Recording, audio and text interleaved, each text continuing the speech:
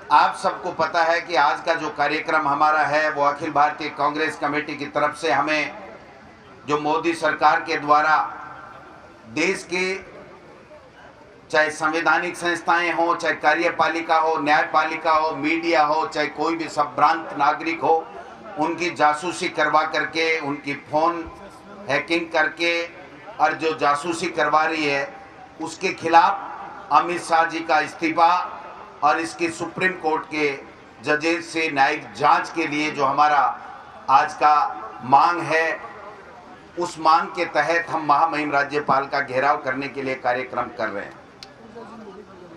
मैं समझता हूं कि मोदी सरकार जब हिंदुस्तान की सत्ता पे काबिज हुई थी तो उससे पहले मोदी जी ने हमसे कई वादे किए थे। मोदी जी और भारतीय जनता पार्टी ने ये कहा था कि हम किसान की आमदनी को दुगुना करेंगे। उन्होंने कहा था कि स्वतंत्र लोकतंत्र की बुनियाद रखेंगे, इस लोकतंत्र को आगे बढ़ाएंगे, किसानों की आमदनी दुगुनी करेंगे, बेरोजगारों को रोजगार देंगे, जो आतंकवाद है उसको समाप्त करने की बात कही थी, भ्रष्टाचार को मिटाने की बात कही थी, विदेश नीति को ठीक करने की बात कही थी, जिससे विदेशी ताकतें हमारे हिंदुस्तान पे किसी तरीके का कोई आंख नहीं उठा सकें, कोई गुस्ताखी नहीं कर सकें। और पता नहीं कितने कितने वादे किए थे मोदी जी ने, लेकिन जब देश की सत्ता के ऊपर मोदी जी काबिज हो गए, उसके बाद में जो फैसले किए और जो उससे पहले वादे किए उनमें बहुत अंतर रहा है। एक भी वो फैसला नहीं कर पाए मोदी जी जो उन्होंने सत्ता में आने से पहले देश की जनता से, हमसे सबसे वादा किया था। न किसान की आमदनी दुगुनी करने का काम किया, न चाइना को आंख लाल दिखाने का वायदा पूरा किया, न बेरोजगारों को रोजगार देने का वादा पूरा किया, और उल्टे नोटबंदी लेकर के आए, देश की अर्थव्यवस्था को चोट पहुंचाई, पाकिस्तान में जा करके और वहां के देश के प्रधानमंत्री जी की मम्मी जी के पैर छू करके वहां पर जो काम करके वो आए थे वो हमने सबने देखा। जीएसटी जिस प्रकार ला करके व्यापार लोगों का चौपट करने का काम किया, और अपने ही पार्टी के तमाम वो वरिष्ठ नेता जिनके कारण से भारतीय जनता पार्टी केंद्र में सत्ता में आई थी, उनको पहले घर बैठाने का काम किया। और अब जब सेकंड फेज इसलिए कि पहले में वो सत्ता में आए जनता से झूठे वादे करके, और दूसरी बार जब सत्ता में आए तो मोदी जी सेना के शौर्य के पीछे छुप करके सत्ता में आ गए। अपने वादों को, जनता को उन्होंने क्या पूरे वादे किए वो बताया नहीं, और अब की बार आने के बाद में तो एक ऐसा काम कर दिया जो किसी भी देश में, हमारे भारत में कभी नहीं हुआ कि हमारे लोगों की, देश के तमाम लोगों की, चाहे वो संवैधानिक संस्थाओं के ऊपर बैठे हैं, जुडिशरी हो, चाहे कार्यपालिका हो, चाहे न्यायपालिका हो, और चाहे मीडिया हो, सबके ऊपर जासूसी बैठा करके विश्व में सबसे बड़े जासूस होने का गौरव प्राप्त कर लिया मोदी जी ने और अमित शाह जी ने। आप और हम सब देख रहे हैं कि किस प्रकार से बाबा साहब ने हमें संविधान दिया। उस संविधान में अधिकार दिया हुआ है कि निजता का हनन नहीं होना चाहिए। उस संविधान के तहत कानून बनते हैं, और वो कानून साफ और स्पष्ट है कि किसी भी व्यक्ति का अगर कोई राष्ट्रीय सुरक्षा को खतरा नहीं हो तो उसके बाद में किसी का फोन टेप नहीं किया जाता। लेकिन यहाँ तो जो पेगासिस सॉफ्टवेयर के माध्यम से मोदी जी ने और अमित शाह जी ने ये खरीदा, और खरीद करके पूरे देश के तमाम नेताओं, तमाम जजेज, उनसे जुड़े हुए लोगों के, तमाम मीडिया के अच्छे अच्छे जो घराने हैं, मीडिया हाउस हैं, उनके ऊपर किस प्रकार से उन्होंने पहरेदारी बिठाई और उनके फोन हैक करके, उनके फोन टेप करके उनकी बातों को सुना। आज ये लोग कह रहे हैं, इनके आईटी मंत्री कह रहे हैं कि हमने कोई फोन टेप नहीं कराए। 2019 में लोकसभा के अंदर इसी मोदी सरकार के मंत्री ने ये कहा था कि हाँ, हमें शिकायत मिली है कि एनएसओ को हम लोग नोटिस दे रहे हैं कि किस प्रकार से फोन टेपिंग हो रहे हैं। मैं समझना चाहता हूं कि आप बताइए, जब सरकार के अलावा ये सॉफ्टवेयर मिल नहीं सकता, मोदी जी और अमित शाह के अलावा कोई खरीद नहीं सकता, तो आप किस प्रकार से अपने केंद्र के मंत्री, अपने पूर्व मुख्यमंत्री, अपने नेता, हमारे नेता राहुल गांधी जी, उनका स्टाफ और तमाम मीडिया के बड़े बड़े हाउस, प्रिंट मीडिया के लोग, उनके फोन किस प्रकार से टेप किए जा रहे थे, ये बताने का कष्ट करेंगे मोदी जी और अमित शाह जी। हमारे नेता राहुल गांधी जी बार बार कहते हैं कि इससे बड़ी झूठों की कोई पार्टी नहीं है। ये अमित शाह और मोदी जी झूठों के बादशाह हैं। ये देश के ऊपर हिटलर शाही से शासन कर रहे हैं। न अपनी पार्टी के लोगों को पूछ रहे हैं, न दूसरों को पूछ रहे हैं। मैं कहना चाहता हूं कि आरएसएस के लोग इसके ऊपर शासन करवा रहे हैं। ये वही आरएसएस के लोग हैं जो गोविंद मेघवाल जी सही बात कह रहे थे कि कांग्रेस पार्टी और यहाँ के महान नेता सब मिलकर के जब देश को आजाद करा रहे थे, तो ये आरएसएस के लोग उसकी मुखबरी करने का, अंग्रेजों की मुखबरी करने का काम कर रहे थे। ये वही लोग हैं, यही संस्कृति है। आरएसएस की पाठशाला में यही पढ़ाया जाता है और इसीलिए देश के लोग इस आरएसएस से नफरत करते हैं, इस आरएसएस को सबक सिखाना चाहते हैं। और मैं इस मंच के माध्यम से कहना चाहता हूं, ये छोटी मोटी बात नहीं है, ये छोटा मुद्दा नहीं है। आप किसी को नहीं बख्श रहे हो, सबकी निजता का हनन कर रहे हो, सबकी बातों को टेप कर रहे हो। एक पति और पत्नी बात कर रहे हैं, उसकी फोन को आप टेप कर रहे हो। एक नेता अपने परिवार से बात कर रहा है, उसका फोन टेप कर रहे हो। एक नेता अपने नेता से बात कर रहा है, उसकी फोन को आप टेप कर रहे हो।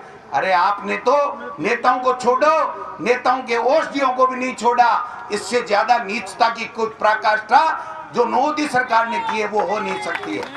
मैं निवेदन करना चाहता हूं, अगर इनमें दम है तो सुप्रीम कोर्ट से जांच करवाइए। लेकिन मैं कहना चाहता हूं इस मंच के माध्यम से, इस मोदी सरकार ने अगर कहीं रेड डलवाई, इनकम टैक्स की हो चाहे ईडी की हो, वो अगर रेड इन्होंने डलवाई है तो अपने भी नेताओं के साथ साथ कांग्रेस के उन तमाम नेताओं के खिलाफ, जो चाहे मुख्यमंत्री हो चाहे मुख्यमंत्री के नजदीक हो, उन सब के ऊपर रेड डलाने का काम कर रहे हैं। और आज तो हम सुन रहे हैं, अभी मुख्यमंत्री जी ने ट्वीट किया है कि एक जो प्रिंट मीडिया का हाउस है उसके ऊपर भी इनकम टैक्स के छापे डलवा दिए हैं। मैं पूछना चाहता हूं मोदी जी, जब यहाँ पर क्राइसिस किया जा रहा था आपके सरकार के द्वारा, केंद्र की सरकार के द्वारा, तब ये ईडी और इनकम टैक्स आए थे। अब वो कहां गए? उनका मुंह उन मीडिया हाउस की तरफ चला गया जो कभी न कभी किसी न किसी बात को, हो सकता है सच्चाई छापते थे, आपकी नाकामी छापते थे। और मैं कहना चाहता हूं कि जब ये कोरोना आया था उसमें विफलता मोदी सरकार की रही। मोदी सरकार चुप करके बैठ गया, लाखों लोगों की जानें गई। और आज जब भ्रष्टाचार का आरोप आरएसएस के प्रमुख के खिलाफ लगा, तो जैसे चूहा बिल में घुसता है वैसे दिल्ली जा करके अपने आकाओं के पास में वो भ्रष्टाचारी लोग बैठ गए, जांच में सहयोग नहीं कर रहे हैं। उल्टे यहाँ पर 8-8 मुख्यमंत्री बने घूम रहे हैं। एक मुद्दा बता दीजिए जनता का, एक मुद्दा बता दीजिए कि पानी के लिए इन्होंने लड़ाई लड़ी क्या? इन्होंने किसान के लिए लड़ाई लड़ी क्या? 8 महीने 10 महीने से ये किसान सड़कों के ऊपर बैठे हैं, इनकी सुनने वाला कोई नहीं है। आप कह रहे थे ना कि नोटबंदी खत्म करते आतंकवाद समाप्त हो जाएगा, भ्रष्टाचार समाप्त हो जाएगा, काला धन विदेशों से आ जाएगा। मैं पूछना चाहता हूं मंच के माध्यम से, आ गया क्या मोदी जी काला धन? हो गया क्या भ्रष्टाचार समाप्त? अरे भ्रष्टाचारियों, आपको शर्म भी नहीं आती? आप तो भ्रष्टाचार इतना कर रहे हो कि पीएम केयर फंड जिसकी कोई ऑडिट नहीं होगी और देश की नामी गिरामी जितनी भी कंपनियां हैं उनका सीएसआर ला करके भ्रष्टाचार के अखंड में आप लोग डूबे हुए हो। किस मुंह से आप बात करते हो? किसानों के सामने आप आंख मिला के बात नहीं कर सकते। गरीब की थाली से रोटी जा रही है, महंगाई दिन प्रतिदिन बढ़ रही है। आपको न पेट्रोल के, डीजल के और गैस के और हम तमाम जो वस्तुएं उपभोक्ता की हैं उनकी रेटें कम करने की आपको चिंता नहीं है। आप सबके फोन टेप करा रहे हो। अरे भाई, वसुंधरा जी को तो वैसे ही कोने में बैठा दिया, उसके ओएसडी को भी टेप कर रहे हो आप फोन। इससे ज्यादा शर्म की क्या बात हो सकती है? और आगे मुंह बढ़ बढ़ के बोल रहे हैं ये आरएसएस के नेता। मैं इनको चैलेंज देना चाहता हूं, मैं चैलेंज देना चाहता हूं, कांग्रेस पार्टी सोनिया गांधी और राहुल गांधी के नेतृत्व में आपको बेनकाब करके छोड़ेगी, आपकी सच्चाई को जनता के सामने ला के छोड़ेगी। जब तक हम पीछा नहीं छोड़ने वाले हैं। निम्बाराम जी, सुन लीजिए मेरी इस आवाज को, किसी भी देश के कोने में छिप जाइए, इस पुलिस की जांच का सामना आपको करना पड़ेगा। दूध का दूध, पानी का पानी होकर के रहेगा। कभी मदन दिलावर जी भाषण ठोक रहे हैं, 25 साल बाद में बैकलॉग पूरा हुआ, वापिस मुख्य धारा में आए हैं, विधायक बने। कभी गुलाब चंद कटारिया जी भाषण जोड़ रहे हैं।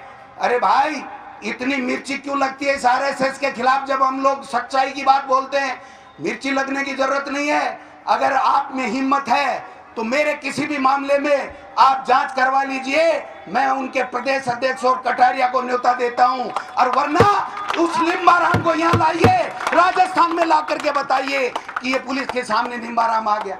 शर्म नहीं आती तुमको? तुम किसान के बेटों से एलर्जी करते हो, किसान के बेटों की मार्कशीटों को चाटते घूम रहे हो और भ्रष्टाचार के आकंठ में डूबे हुए लोग हो। आपको शर्म नहीं आती थोड़ी बहुत? आप किस मुंह से बात कर रहे हो? अरे अगर कलई खोलूंगा ना तो कलई खुल जाएगी।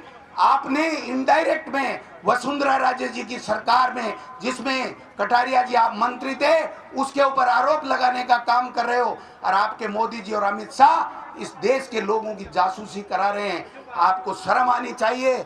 हम लोग राज्यपाल का घेराव करेंगे, अंतिम दम तक करेंगे। मित्रों, घबराने की जरूरत नहीं है। ये जीवन एक बार मिलता है, बार बार नहीं मिलता है। इसका उपयोग होना चाहिए। निर्लज्जता के साथ में दिल्ली में जाकर के छुप के बैठने वाले आरएसएस के नेताओं की तरह गोविंद सिंह डोटासरा कांग्रेस पार्टी का कोई नेता नहीं जिएगा। मैं इतना ही कहना चाहता हूं कि आज का हमारा जो कार्यक्रम है, इस जासूसी कांड के विरोध में महामहिम के घेराव का कार्यक्रम है।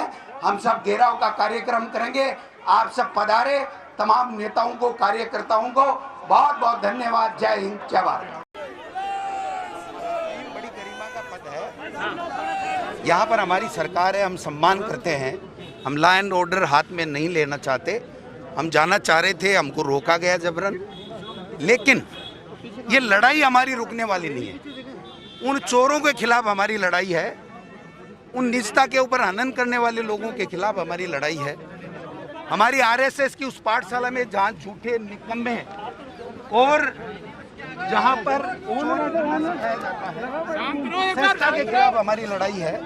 हमारी लड़ाई मोदी और अमित शाह, जो देश को जिस प्रकार से तमाम लोगों का, चाहे न्यायपालिका हो, चाहे कार्यपालिका हो, चाहे मीडिया हो, चाहे विधायिका हो, सबके फोन टेप करा करके सबकी निजता का हनन कर रहे हैं, उसके खिलाफ हमारी लड़ाई है। अमित शाह इस्तीफा दे, सुप्रीम कोर्ट से जांच हो, तब तक नहीं होगी, तब तक ये संघर्ष जारी रहेगा।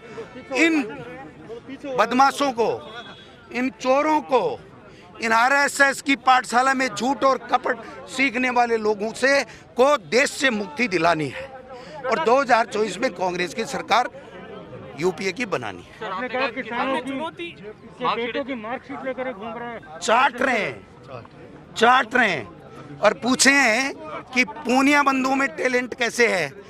गुलाब चंद कटारिया जी को कहना चाहता हूं कि आप पूनिया के पीछे पीछे क्यों घूम रहे हो?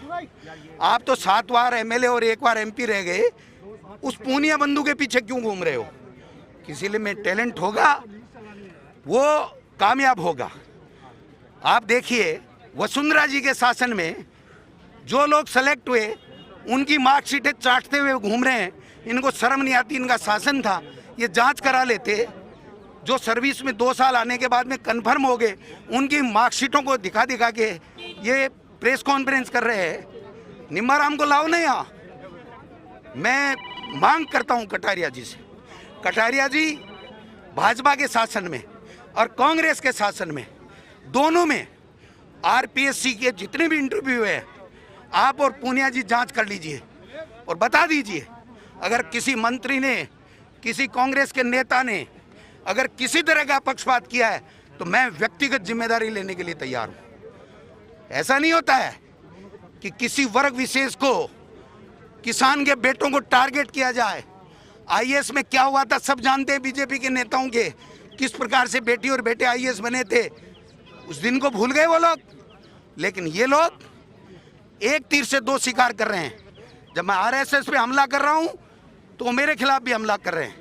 ये पूनिया के खिलाफ भी साजिश रच रहे हैं और ये वसुंधरा जी के कार्यकाल की भी जांच करा के उनको भी यहां से आउट करना चाहते हैं। ये कई एक तीर से तीन शिकार करना चाह रहे हैं। हमला कर रहे हो तो उन्हीं की पार्टी 100% बिना तथ्य के हैं। जब मेरा बेटा और प्रतिभा सिलेक्ट हुए तब हमारा संबंध भी नहीं हुआ और आरएसएस का मुखिया श्याम प्रसाद अग्रवाल कौन था धौलपुर का, वो चेयरमैन था, इनका राज था। इनको शर्म नहीं आई 2 साल बाद में, 2.5 साल बाद में, 3 साल बाद में ये मुद्दा उठाते हुए, इनको शर्म भी नहीं आई।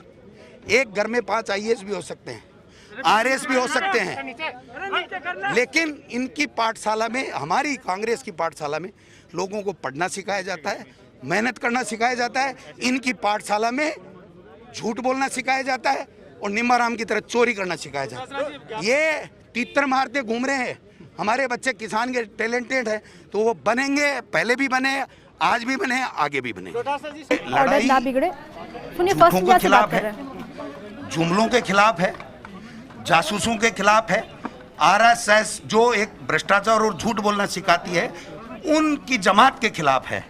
राहुल गांधी जी और सोनिया गांधी जी के नेतृत्व में इन बदमाशों को हटा के रहेंगे जिन्होंने निजता पे पूरे देश के लोगों पे हमला किया।